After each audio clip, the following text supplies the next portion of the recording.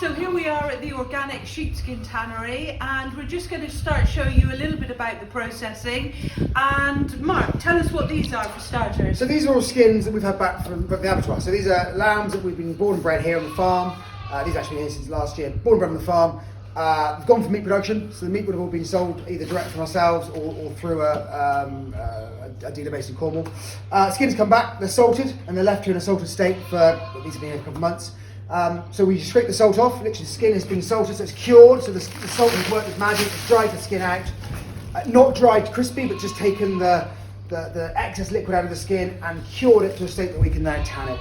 So all we do is we scrape the salt off, and then to make sure that we know exactly where every single skin has come from, put a little ear tag, which is a sheep ear tag, but in effect a plastic tag. We put it on the side of the skin, that sits in there, and every skin is traceable. So that is number 1000. We'll record that in our book, and we know that we can trace that skin from, in this particular case, the day it was born, through its life here on the farm, through to when it's sold. And we know every step of the process it's been through. Wow. Can we turn the skin over Yes, and certainly. see what it looks so like? So that one is... Oh, goodness. The wall's there. I mean, that's one of our own, so we sort of do take a bit of, care of the skin. We've prepared it, ready for tanning. We've scraped the back off. We've cleaned off any excess on it, salted it, and left it there. Actually, that's there, right? But you can see already how beautiful that's that's going to be beautiful. Yeah, that is going to be beautiful skin. Yeah. The walls are not very, the walls are lovely long wall. That's a lovely luster. Why have you got gloves and I haven't? Oh, you can ask for them. Oh, okay. Because I was a professional. You can see the lovely luster there, the wall, very, very deep wool, brown base, silver, blacker base, light tips. We may end up combing that and making it a really fluffy rug. We may leave it natural. We'll know when it comes through at the end and decide then what we're going to do with it. But yeah. And it's surprisingly large.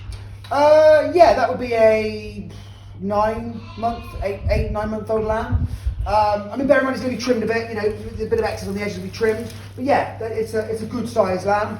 We only with the best sized lambs here, obviously. So yeah, that one was sold through here. So we sold the meat of that through our sister company, our website. So completely closed loop system. Born, bred, raised on the farm, eaten herbal layers its entire life, sequestered carbon, put it back into the soil, gone to the abattoir, which is 15 minutes down the road. So it's barely left the farm. Meat was sold through Neville Farm website, and the skin comes back to be tanned here.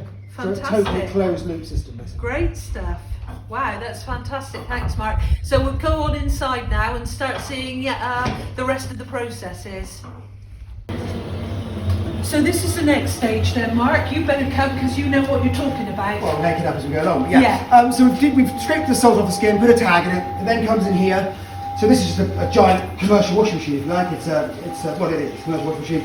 It's been completely reprogrammed, so we can do anything with it we want. So there's different settings for different skins, you can do advanced, so we can do whatever you want with it. So they're put in here and we wash them.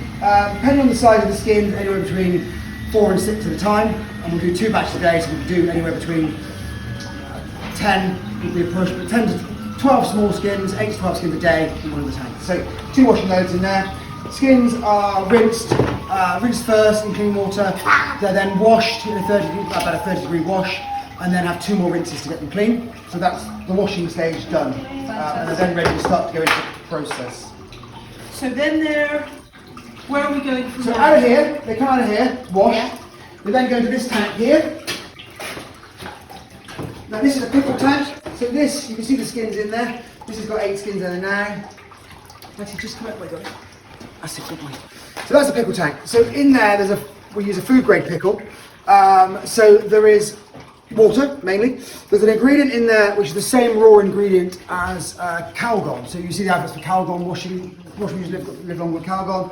Same raw ingredient as that in there. So quite a safe ingredient. It is twofold, but the main reason for that is to protect the wool later on. So the tanning process later, which I'll show you, is a very dark coloured tannin, and the raw ingredient in there stops the skins picking up colour later on.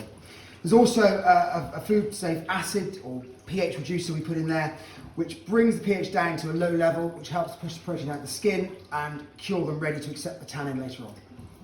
So they sit in there, they're in there anywhere between 24 and 48 hours. I'll just turn it on.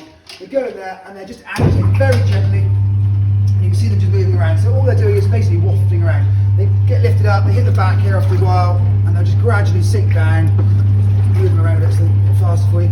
But they'll gradually sink down to the bottom. The current picks them up again, moves them round, and they're just moved around the skin. Stop the skin. What we're trying to avoid here is the skin sticking together, creating a seal, if you like, and stopping anything penetrating. So they're just wafting around. If you move them too fast, you can create felting in the skin, or you can create damage to the wool. So just a very, very gentle movement in the water, basically. So what stage is this now then, Mark? So what we do now, the skins come out of the pickle. Yeah. We spin it dry in the washing machine just Yeah. to get the residual liquid out of it, which we recycle all that, so that goes back in, readjust the levels and reuse it. So again, very little waste going out. So you've got to be quite a chemist about this, haven't you? Yeah, we check everything every day. So we adjust the pH of the pickle tanks and the tannin tanks every day. Yeah. Check the specific gravity. I can show you with a hydrometer to actually check the gravity, the thickness of the tannin, and we adjust it daily. So the skins accept the tannin on a daily basis. So they go in with quite a weak solution. We increase the solution strength every day until the end of it, weaken the solution again, increase them again. But I'll show you that in a second. Yeah. But then this is the professional mode. The skins have been pickled overnight for 12 to 24 hours.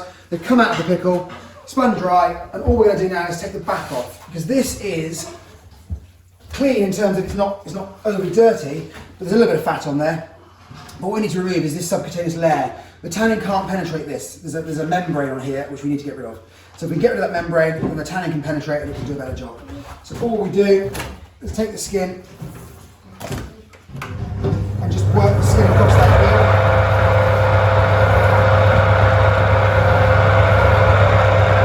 Just clearing the back of the skin, just taking that fat off. This is where it goes horribly wrong, but this is where you could do what you could if you didn't get it right.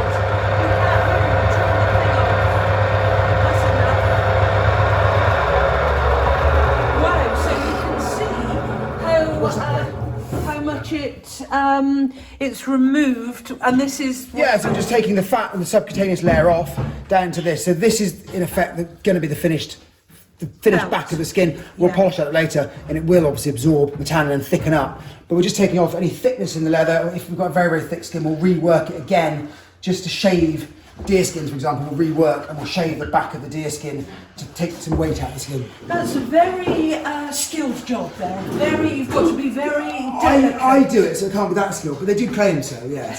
Yeah, it is. It takes a while to get used to, and you do ruin a few skins, or put some holes in the skin, learning to do it. But yeah, it is. You've got to adjust the machine well as well. You're only trying to take off less than a millimetre, obviously, just literally shaving the back off to clean it off. Wow. So it does take a bit of getting used to. And So imagine we've done the whole skin. The skin's now clean, the back is clean. We then take it over to one of these tanks. They're all numbered. So depending on the day of what day it is, a tank will be empty. Skin will go into that tank and it will stay there for the entire process. So a skin like that, which is a lamb skin, which you just saw next door, will be in here for around 7 days. So if it goes on a Monday, it'll be in there until weekend off. So 5 days in and then weekend off, and then we'll take it out the following Monday. So 7 days in there. This is tannin. I mean, I've got plus, I don't need to. There's nothing, because what we do, you wouldn't do that in a normal tannery, because what we're using is organic based, it's just a plant, it's tree bark based, so I can show you powdered tree bark, but it's inherently safe. There's nothing in there but powdered tree bark, and again we do regulate the pH a little bit, but it's just household, fairly safe. You could drink it tastes pretty horrible. I have done it once to prove the point. Not overly nice, but yeah, that's what it's doing. Same principle as the pickle, so we just switch it on once or twice a day. Just going to move the skins. We do it so that the level's low, we've got to come up a bit higher. And it's just moving the skins around, stopping them from pressing together, stopping the skins. If the skin is allowed to touch itself and you have skin to skin contact, the tannin can't penetrate, and so you get patches that don't tan properly or patches that go stiff. So we usually run it for about half an hour in the morning, about an hour in the afternoon, just to move them around. Again, this level's low. Normally the liquid level's about 1.5 inches high. As we add 4 or 5 litres a day to bring it up, it gets fuller and fuller. So we then check the specific gravity and we adjust the strength of the tannin. They're going quite weak. If you put them in with a strong tannin solution, the back will case harden and then the tannin can't penetrate. There's different molecular structure of the tannin solution, so the different particles penetrate at different times. So we start it quite weak, check it every day, increase the specific gravity or the strength of the tannin every day until day 7. They then come out, they're spun dry, take them out, removes, we add some more water back in to weaken the solution and start again. So they stay in that tank the entire process. And that is a 7-day process. It depends on the skins. We check them after 7 days. So after 7 days we check.